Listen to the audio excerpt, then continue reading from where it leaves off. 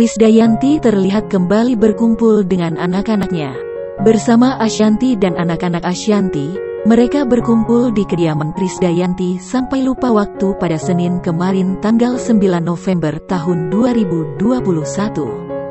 Padahal, Krisdayanti baru saja tiba di Jakarta setelah ada kunjungan kerja ke Surabaya. Tak lelah, ia justru nampak senang bisa berkumpul dengan anak-anaknya.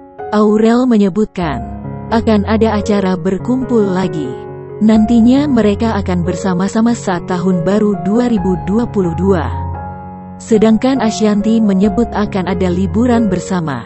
Sementara itu, Asril tak terlihat membagikan potretnya bersama keluarga di kediaman sang Mimi Krisdayanti.